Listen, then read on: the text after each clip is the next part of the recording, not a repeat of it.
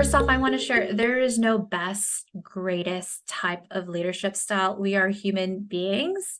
We all have our individualized ways of leading and managing. So, two things. One, be self aware. Acknowledge what things you gravitate towards, what gets you excited being a manager and leader, and knowing what your strengths are. And then, on top of being self aware, to ask for feedback from team members on your strengths and opportunities for growth and be willing to work on it. A question that I personally like asking my own team members and my clients is, do you have feedback for me? Is there anything you suggest I do less of, or anything you suggest I do more of?